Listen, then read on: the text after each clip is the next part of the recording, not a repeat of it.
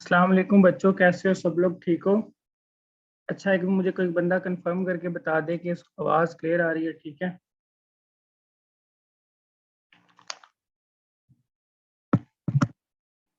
हाँ जी सही है। अच्छा ना, मसल जो है ना उसमें हमने आपको पता है आठवां और जो सातवां चैप्टर है ना वो कंप्लीट किया था। छठा चैप्टर जो है वो हमने ऑलमोस्ट 90% कर लिया है। बाकी पोर्शन में उसका फिलहाल छोड़ रहा हूँ। वजह क्या है कि एक तो ब्लड इंपॉर्टेंट है, वो थोड़ा सा रह गया तो एक पूरा लेक्चर उस पर लगाने की बजाय हम ब्लड शुरू करते हैं। इसके दौरान हमें जो टाइम मिला उसके अंदर वो 10% जो पोर्शन रह गया वो कर लेंगे। तो बाकी ये जो बच्चे पूछ रहे हैं क्वेश्चन के वो प्लाज्मा वगैरह वो कहाँ से करना है तो वो बाद में करते हैं। फिलहाल अब ये लेक्चर में दे रहा हूँ, 1 घंटे का लेक्चर है। इसमें हमने ना एक चैप्टर कंप्लीट करना है। और इस चैप्टर में ना कुछ 6-7 SCQ है। ठीक है, वो SCQ मैं बताता जाऊंगा कौन से हैं। वो आपने SCQ जो है उसको एक फोकस करना है।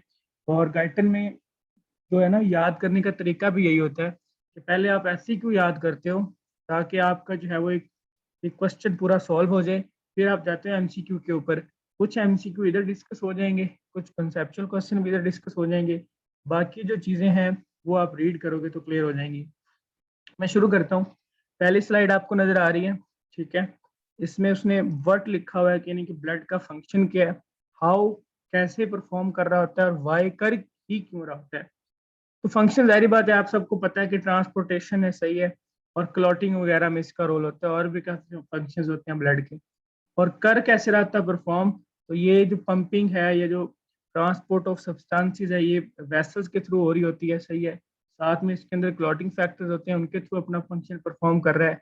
हीमोग्लोबिन होती है जो कि ट्रांसपोर्टेशन में इन्वॉल्व है। और वाई, तो ट्रांसपोर्टेशन इसलिए जरूरी है कि न्यूट्रिशन हमारी हर सेल को चाहिए, तो वो ब्लड ने ट्रांसफर करना होता है। ठीक है, गाइटन चैप्टर नंबर, बच्चे गाइटन का चैप्टर नंबर 33 है, पहला चैप्टर है ब्लड का, वो पढ़ रहे हैं हम, सही है।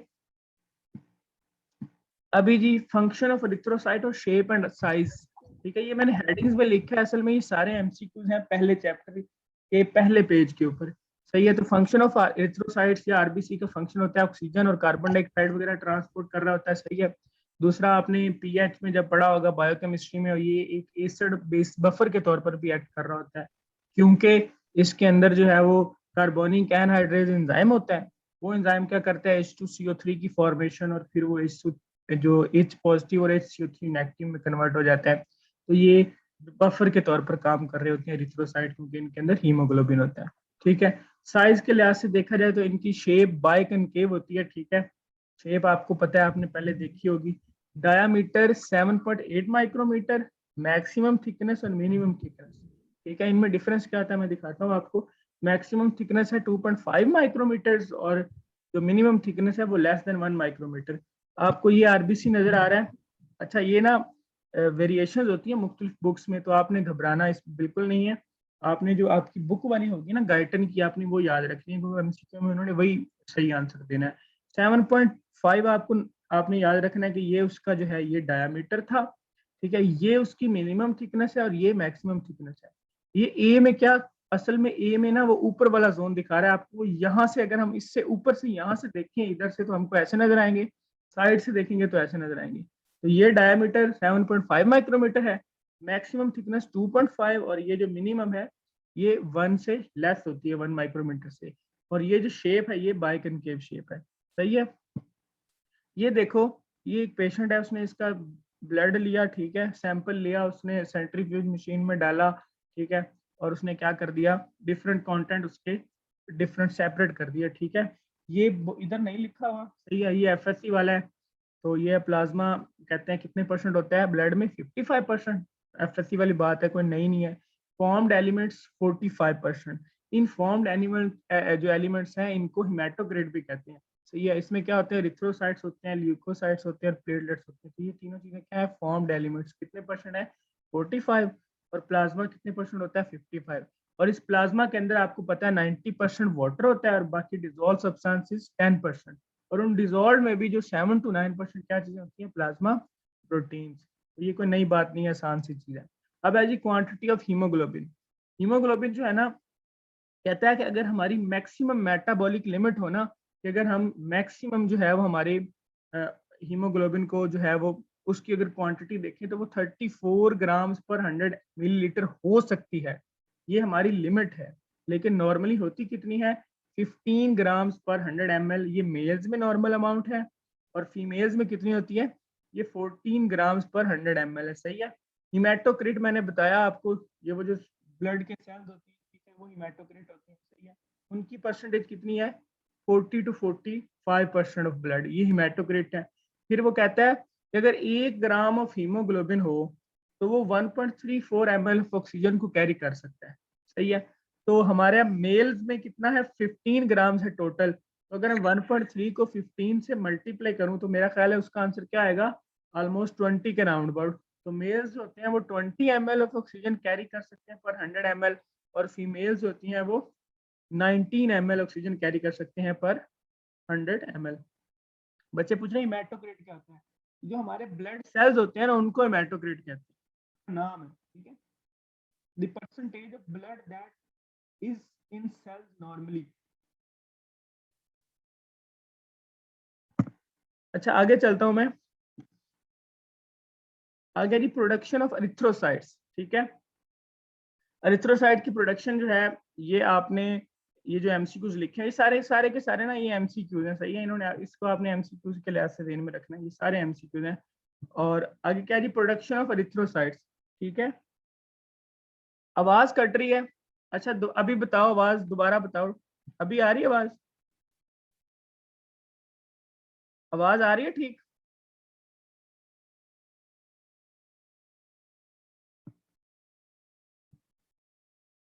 चलें सही है, आ रही। बच्चे अभी ना मैं लेक्चर पे फोकस करता हूँ, आवाज का अगर मसला आ रहा है ना कनेक्शन का, तो क्वेश्चन वगैरह आपने ना लिख लेने हैं और ग्रुप में सेंड कर देने, मैं सारे क्वेश्चन के आंसर ग्रुप में दे दूंगा, ठीक है अभी। और जहां आपको समझ ना आए, आवाज कट रही हो तो मुझे बता देना। अब है जी प्रोडक्शन ऑफ एरिथ्रोसाइट्स, ठीक है। कहता है लिवर में फर्स्ट ट्राइमेस्टर, ये एम्ब्रियोनिक लाइफ की बात हो रही है कि जब एम्ब्रियोनिक लाइफ चल रही होती है, बच्चा अभी पैदा नहीं हुआ होता, उससे पहले जो पहले 3 महीने होते हैं ना, उसमें लिवर और सप्लीन वगैरह जो होते हैं वो एरिथ्रोसाइट की प्रोडक्शन कर रहे होते हैं। हमारे ये जो हकीम लोग होते हैं वो कहते हैं जी जिगर ने खून पैदा करना जो है वो बंद कर दिया, अक्सर बीमारियों में वो ये जिक्र कर रहे होते हैं। असल में वो उनका मिसकंसेप्शन होता है। इसमें जो है वो हमारे बड़े मशहूर डॉक्टर हैं नजीब साहब कहते हैं, अभी भी डिस्टॉर्शन हो रही है।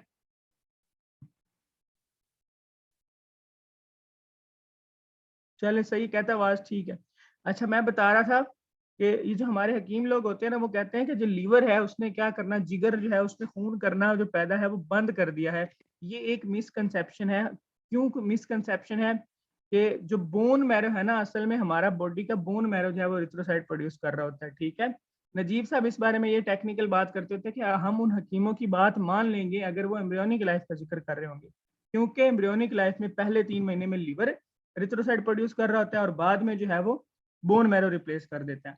फिर बोन मैरो भी किस किस बोन्स का, ये भी हमने ध्यान में रखना है कि 5 साल की उम्र तक जितनी भी हमारी बोन्स होती हैं, सारी की सारी बोन्स एरिथ्रोसाइट प्रोड्यूस कर रही होती हैं, यानी कि उनके बोन मैरो में।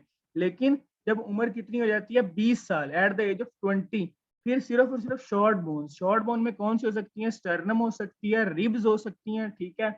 उसके बाद आपकी वर्टिब्री वगैरह हो सकती हैं, ठीक है। ये वो शॉर्ट बोन्स हैं जो कि एज 20 पे क्या प्रोड्यूस कर रही होती हैं, एरिथ्रोसाइट। शॉर्ट बोन्स के बारे में आप जनरल एनाटॉमी में पढ़ोगे, इनकी डेफिनेशन और इनकी एग्जांपल। तो अभी मैं नहीं बता रहा, अभी बस मैंने आपको बता दिया कि वहां पे आप पढ़ोगे। फिर कहते हैं proximal portion of humerus and tibia, ये दोनों क्या है, लॉन्ग बोन्स हैं, ह्यूमरस और टीबिया। लॉन्ग बोन की डेफिनेशन भी आपने शायद पढ़ ली हो अगर आपने जीए खोली हो, लॉन्ग कौन सी होती हैं, शॉर्ट कौन सी होती हैं। तो ह्यूमरस और टीबिया दोनों लॉन्ग बोन्स होती हैं, सही है। तो ह्यूमरस का और टीबिया का प्रोक्सिमल पोर्शन, ये एक एक्सेप्शन कर लो कि बाकी सारे की सारी शॉर्ट बोन्स और ह्यूमरस और टीबिया जो है इनकी प्रोक्सिमल पोर्शन जो है वो एरिथ्रोसाइट प्रोड्यूस कर रहे होते हैं। तो हमने ये सारे के सारे एमसीक्यूज कर लिए। अब हम चलते हैं आगे। अच्छा ये ना, ये टोटीपोटेंट आपके सिलेबस में नहीं है, प्लूरीपोटेंट की डेफिनेशन भी आपके सिलेबस में नहीं है। ये सिर्फ मैं जनरल आपको कंसेप्ट के लिहाज से बता रहा हूँ। असल में हमने एक याद करना है एससीक्यू, ये वाला, ठीक है। इस एससीक्यू में ये प्लूरीपोटेंट का वर्ड आया हुआ है, सही है। और प्लूरीपोटेंट सेल्स क्या होते हैं, फिर हमें जब इनका थोड़ा बहुत पता होगा ना, तो फिर हम ये जो है हमने एससीक्यू जो याद करना है इजीली याद कर लेंगे। असल में टोटीपोटेंट स्टेम सेल्स की वो टाइप होती है जो हर तरह का सेल प्रोड्यूस कर सकती हैं, जितने भी टाइप के सेल हैं, चाहे वो प्लेसेंटा हो या एम्ब्रियो हो। एम्ब्रियो होती है कि जिसमें बाद में ह्यूमन बीइंग बनना होता है, और प्लेसेंटा होता है जिसने उन दोनों के दरमियान जो है वो एम्ब्रियो और मेटरनल जो पार्ट है उसके दरमियान शेयर करनी होती है, और न्यूट्रिशन और एक्सक्रीशन वगैरह करवानी होती है। एम्ब्रियो में डिटेल में पढ़ोगे तो टोटीपोटेंट सेल उनमें कैपेबिलिटी होती है कि वो दोनों प्रोड्यूस कर सकते हैं। लेकिन प्लूरीपोटेंट सेल होते हैं वो प्लेसेंटा तो नहीं बना सकता, लेकिन हमारे बॉडी में हर टाइप ऑफ सेल वो बना सकते हैं। दूसरा, प्लूरीपोटेंट स्टेम सेल की एक खसूसियत ये होती है कि ये खुद को भी दोबारा पैदा कर सकती हैं। ठीक है, तो ये आपने ज़हन में रखना है, कॉन्सेप्ट की बात है। अच्छा, ये डेफिनेशनें आपके सिलेबस में है, ये आपने करनी है। कमिटेड स्टेम सेल्स वो स्टेम सेल्स होते हैं जो एक पर्टिकुलर लाइन ऑफ सेल्स बना सके। कमिटेड का वर्ड आपको पता है, जर्नल टर्मिनोलॉजी में भी हम यूज करते हैं। ठीक है, अगर कोई बंदा इंगेज्ड है तो हम कहते हैं ये कमिटेड है, कमिटेड कि उसने एक ही लाइन पे चलना है।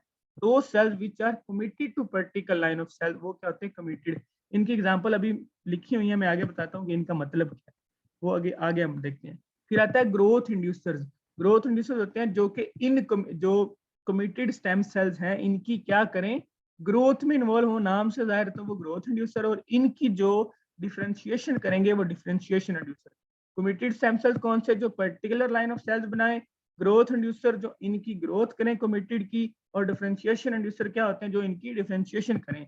इनकी एग्जांपल बुक में नहीं है, लेकिन ग्रोथ इंड्यूसर की एग्जांपल है वो क्या, इंटरल्यूकिन 3। वो क्या करता है, इन स्टेम सेल की ग्रोथ कर रहा होता है। ठीक है, ये एग्जांपल है CFUB, colony forming unit blast, colony forming unit erythrocyte, colony forming unit granulocyte और मोनोसाइट।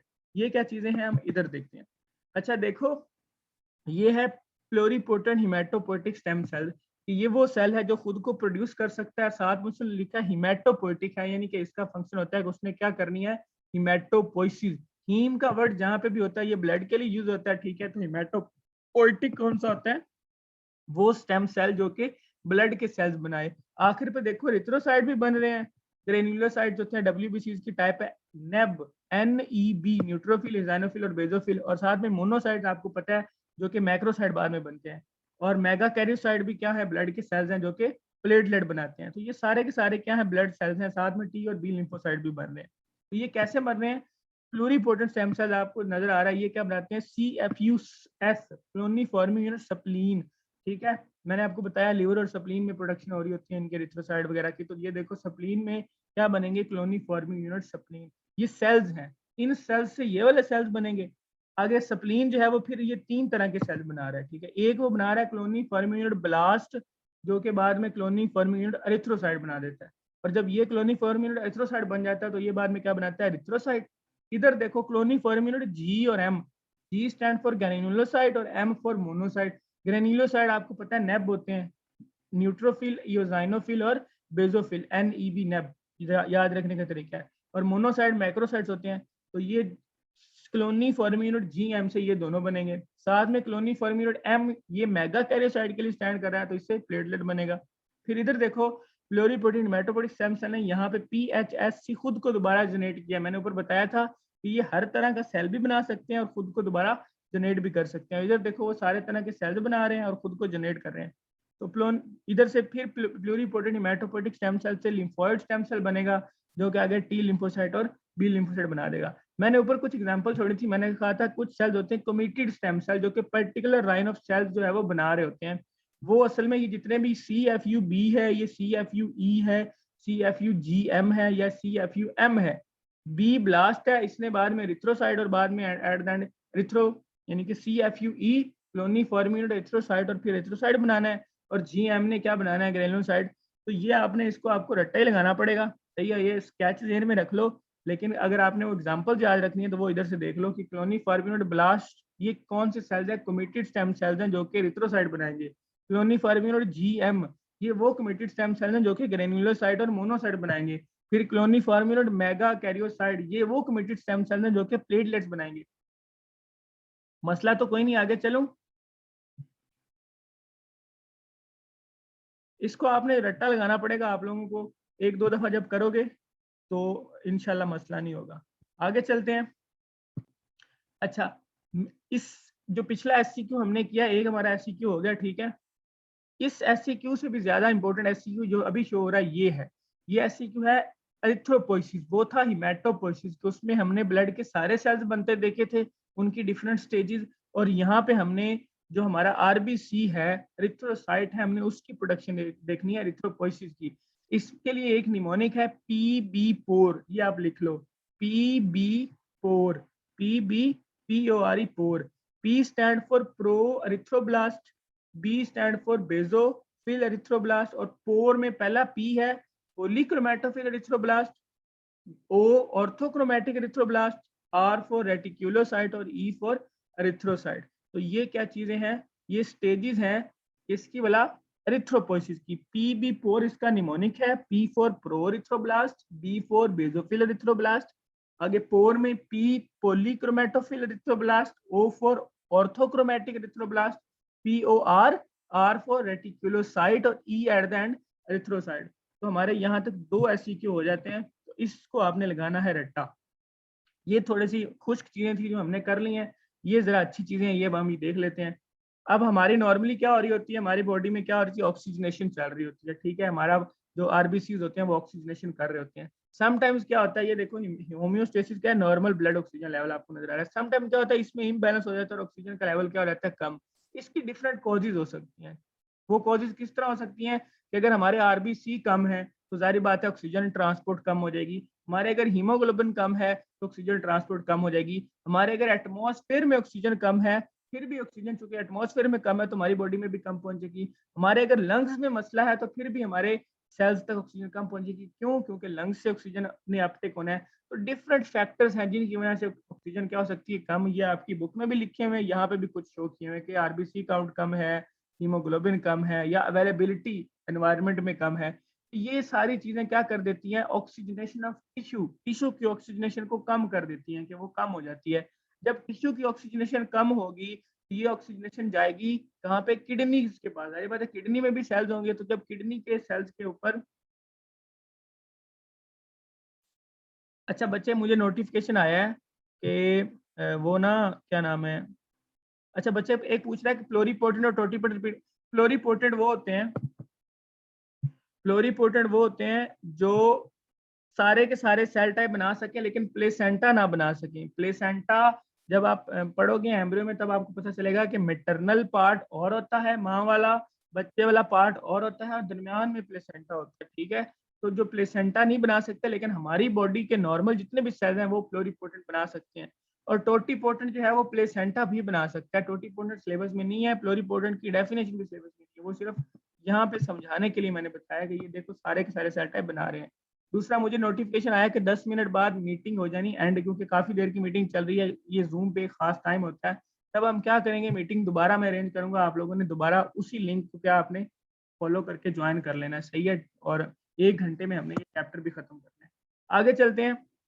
स्टिमुलस मैंने यहाँ पे डिस्कस कर दिया कि स्टिमुलस क्या होना है कि ऑक्सीजनेशन टिश्यू की कम होगी। ये ऑक्सीजनेशन जब किडनी पे जाएगी ना, कि किडनी की भी ऑक्सीजनेशन जब कम होगी, जाहिर बात है वहां पे भी ब्लड जा रहा है, तो किडनी क्या करेगा, और रिलीज करेगा एरिथ्रोपोइटिन, ठीक है। एरिथ्रोपोइटिन क्या करेगा, ये स्टिमुलेट करेगा रेड बोन मैरो को, और रेड बोन मैरो क्या करेगा फिर, एरिथ्रोपोइसिस। बोन मैरो के अंदर क्या होती है, एरिथ्रोपोइसिस, और ऑक्सीजन जब एरिथ्रोपोइसिस होगी, आरबीसी ज्यादा हो जाएंगे, तो ऑक्सीजन की कैरिंग एबिलिटी ज्यादा हो जाएगी, ऑक्सीजन जो है वो ज्यादा ट्रांसपोर्ट होगी और लेवल क्या हो जाएगा, मेंटेन, ठीक है। आप लोगों ने सेल पढ़ा होगा, वहां पे आपने नेगेटिव फीडबैक पढ़ा था, तो यहाँ पे आप उसकी एक एग्जांपल आपको मैं बता रहा हूँ। पहले ऑक्सीजनेशन कम हुई थी और एंड पे ऑक्सीजनेशन क्या हुई, ज्यादा। तो ये कंसेप्ट इसको लिंक कर लो, और आपने इसको क्या करना है कि आप अगर उधर से आपको एग्जांपल समझ नहीं आई थी तो आप ये वाली एग्जांपल भी नेगेटिव फीडबैक में लिख सकते हैं। ये मैंने आगे पूछा भी हुआ कि फीडबैक कौन सा है, ये नेगेटिव फीडबैक एग्जांपल है। दोबारा बता देता हूँ, ऑक्सीजनेशन कम हुई, ये ऑक्सीजनेशन किसने फील की, किडनीज ने। किडनीज ने रिलीज किया एरिथ्रोपोइटिन, इस एरिथ्रोपोइटिन ने बोन मैरो से प्रोड्यूस किया क्या, आरबीसीज, यानी कि एरिथ्रोपोइसिस करवाया, और ऑक्सीजन क्या होगी, नॉर्मल लेवल पे आ गई। पहले कम थी और बाद में ज्यादा हुई, तो ये कौन सा मैकेनिज्म है, फीडबैक मैकेनिज्म, कौन सा, नेगेटिव वाला। अब फिर वही रट्टे वाली बात आ गई कि हीमोग्लोबिन की फॉर्मेशन किस तरह होती है। अब ये आपकी बायोकेमिस्ट्री में भी है, ठीक है। आपने इसको रट्टा लगाना पड़ना है आपको कि जो 2 सक्सिनाइल कोएंजाइम ए मिलते हैं और किसके साथ, 2 ग्लाइसिन के साथ, और क्या बना देते हैं, एक पायरोल, ठीक है। ये बाकी बातें शायद आपको पता हो, ये पहला स्टेप जो है ये आप उधर भी जाके पढ़ोगे, कहाँ पे, बायोकेमिस्ट्री में। 2 सक्सिनाइल कोएंजाइम में मिले, 2 ग्लाइसिन मिले, क्या बन गया, पायरोल। 4 पायरोल रिंग होते हैं, आपको पता है, ठीक है, एफएससी में लिखा हुआ है वो क्लोरोफिल वाले पार्ट में, ठीक है। उसको क्या कहते हैं, प्रोटोपोरफायरिन, ठीक है। 4 पायरोल रिंग मिलेंगे तो प्रोटोपोरफायरिन, उसमें अगर हम आयरन ऐड कर दें तो वो हीम बन जाएगा। और क्लोरोफिल में क्या ऐड होता था, मेरा ख्याल है मैग्नीशियम होता था, तो यहाँ पे क्या ऐड हुआ है, फेरस, ठीक है। प्रोटोपोरफायरिन में आयरन ऐड किया तो हीम बन गया। अब हीम क्या है, उसका मतलब हेड वाला पोर्शन है, साथ में इसके हमने टेल या पॉलीपेप्टाइड भी डालनी है। तो हम अगर हीम के साथ एक पॉलीपेप्टाइड मिला देंगे तो ये हीमोग्लोबिन की कोई ना कोई चेन बन जाएगी, या वो अल्फा चेन होगी या बीटा चेन। अब अगर 2 अल्फा चेन हो, 2 बीटा चेन हो, आपको पता है कि 4 चेन होती हैं, तो वो क्या बना देगा, हीमोग्लोबिन ए। दोबारा रिपीट कर देता हूँ कि 2 सक्सिनाइल कोएंजाइम और 2 ग्लाइसिन मिलके एक पायरोल रिंग बनाते हैं, और 4 पायरोल से एक प्रोटोपोरफायरिन बनता है, ठीक है। और उसके मिडल पे क्या लगा होता है, आयरन। तो प्रोटोपोरफायरिन में अगर आयरन ऐड कर दो तो हीम बन जाएगा, ये हेड वाला पोर्शन हो जाता है। हीम के साथ अगर टेल वाले पोर्शन में पॉलीपेप्टाइड डाल दो तो वो एक चेन बन जाएगी। और हीमोग्लोबिन में कितनी चेन होती हैं, 4। तो अल्फा चेन बनेगी या बीटा, तो 2 अल्फा और 2 बीटा चेन जब मिलती हैं तो क्या बन जाता है, हीमोग्लोबिन ए, ठीक है। ये 3 एससीक्यू हमने कर लिए। एक एससीक्यू ये है, एक एससीक्यू ये है, एक एससीक्यू ये है। ये है हीमोग्लोबिन की फॉर्मेशन, ये है एरिथ्रोपोइसिस, ये है हिमेटोपोइसिस, ठीक है। आगे चलते हैं। अच्छा, ये मैंने ना आपकी हार्पर से लिया डायग्राम, जो है ना आयरन का मेटाबॉलिज्म किस तरह होता है। फिजियोलॉजी में जब आप मेटाबॉलिज्म को डिस्कस करते हो ना, तो आप फिजियोलॉजी के मेटाबॉलिज्म को डिस्कस करते हो कुछ इस तरह से कि जनरल बातें बताते हो। ये इसने जो देखो इसने ड्यूडिनाइल साइटोक्रोम बी और इस तरह की चीजों का जिक्र किया, ये वो मॉलिक्यूल्स के लेवल पे जाके बात कर रहा है। बायोकेमिस्ट्री में लेवल जो होता है वो केमिकल्स और मॉलिक्यूल्स के लेवल पर बात होती है, ठीक है। लेकिन फिजियोलॉजी में जनरल कॉन्सेप्ट होते हैं। तो अगर मैं जनरल कॉन्सेप्ट आपसे डिस्कस करूं कि हमारी बॉडी में आयरन कहाँ से आता है, तो आप बताएंगे कि इंटेस्टाइन है, वहां से अब्जॉर्ब हो सकता है। फिर आपके जहन में होगा कि सारी बात है, 4 महीने के बाद जो है या 3 महीने के बाद क्या हो जाता है, जो हमारे आरबीसी होते हैं वो टूटते हैं। आरबीसी टूटेंगे तो हीमोग्लोबिन भी टूटेगी, और वहां से क्या रिलीज होगा, हीमोग्लोबिन के टूटने से फिर आयरन रिलीज होगा। तो अगर मैं पूछूं कि आयरन आप कहाँ कहाँ से ले रहे हो, तो आप 2 सोर्सेज बता सकते हो कि इंटेस्टाइन भी है और साथ में क्या है, एरिथ्रोपोइसिस है। एरिथ्रोपोइसिस सॉरी, यानी कि हिमोलिसिस है, आरबीसी के टूटने से भी क्या, आयरन जो है वो आ रहा है। ये जनरल कॉन्सेप्ट जो है वो फिजियोलॉजी में डिस्कस होता है, और बायोकेमिस्ट्री में क्या होता है, आप मॉलिक्यूल्स के लेवल पर बात करते हो। अब ये मैं बाद में आपको क्यों बता रहा हूँ, उसकी रीजन ये है कि आपका ये क्वेश्चन जो है ना, ये जो डायग्राम है, ये आपके बायोकेमिस्ट्री के सिलेबस में भी है। तो जब आप उधर से ये चीज कर लोगे तो आप इधर उसको आसानी से चाहे अपने अल्फाज में लिख दो, चाहे सीधा सीधा ये डायग्राम बना दो। अब ये उसने पूरे में शो क्या किया हुआ है, ये उसने इंटेस्टाइन से आयरन की एब्जॉर्प्शन शो किया कि आयरन इंटेस्टाइन से कैसे आता है, ठीक है। पहले वो शो करता है कि ये इंटेस्टाइन का ल्यूमिन है, ठीक है, स्मॉल इंटेस्टाइन का ल्यूमिन है। ये सेल है रिथ्रोसाइट का, जिसको एंटेरोसाइट कहते हैं। सेल किसका, ये इंटेस्टाइन का। और ये ब्लड है। कौन सी चेंजिंग है हमने ये याद रखनी है, ठीक है। यहाँ पे पड़ा है ड्यूडिनाइल साइटोक्रोम बी। ये क्या करता है, आयरन की Fe3 वाली फॉर्म को। अच्छा, मैं आपको एक और बात बता दूं, अगर आपको ये अभी याद ना हो तो बाद में जब बायोकेमिस्ट्री में करना तब कर लेना। अभी जनरल बात ध्यान में रख लेना कि आयरन कहाँ कहाँ से आ रहा है और किस किस फॉर्म में ट्रांसफर हो रहा है। ड्यूडिनाइल साइटोक्रोम बी जो है वो Fe+3 को किस में कन्वर्ट कर रहा है, 2 में कन्वर्ट कर रहा है। और 2 वो वाली फॉर्म है जो इधर देखो, divalent metal transporter, DMT1। Divalent का मतलब है उसकी वैलेंसी 2 है। मेटल मतलब वो आयरन एक मेटल है, उसको क्या कर रहा है, ट्रांसपोर्ट कर रहा है। तो डीएमटी क्या कर रहा है, उसके सेल के अंदर लेके आ गया। अब या तो ये सेल इसको स्टोर कर लेगा या फिर बाहर लेके चला जाएगा। अगर आयरन को स्टोर करना हुआ, उसकी जरूरत नहीं है, पहले ही आयरन ज्यादा है, तो आयरन फेरिटन की जो है ना, फेरिटन इसको Fe+3 की फॉर्म में क्या कर देगा, स्टोर। फेरिटन मॉलिक्यूल क्या करेगा, Fe3 की फॉर्म में क्या कर देगा, इसको स्टोर। फिर ये Fe2 क्या करेगा, इधर से फेरोपोर्टिन से Fe+2 की फॉर्म में बाहर आ जाएगा। और यहाँ पे ब्लड के अंदर, यानी कि अभी Fe+2 की फॉर्म में आया, तो इसको हेपेस्टिन क्या करेगा, 3 की फॉर्म में कन्वर्ट कर देगा। और फिर ट्रांसफेरिन क्या करेगा, Fe+3 वाली फॉर्म को ब्लड के अंदर ट्रांसपोर्ट करेगा। तो आपको एक चीज ध्यान में आई कि यहाँ से यहाँ ये जो पूरा मैकेनिज्म है कि सेल के अंदर उसका आना और फिर सेल से बाहर जाना किस फॉर्म में है, 2 की फॉर्म में है। डाईवैलेंट मेटल ट्रांसपोर्टर 2 की फॉर्म में उसको अंदर भी लेके आ रहा है, और फेरोपोर्टिन उसको 2 की फॉर्म में बाहर लेके जा रहा है। लेकिन स्टोरेज की फॉर्म कौन सी है, Fe+3 फेरिटिन उसको Fe+3 की फॉर्म में स्टोर कर रहा है और उसकी फेस्टिन जो है वो Fe3 में कन्वर्ट करके उसकी ट्रांसफर की फॉर्म कौन सी है Fe+3।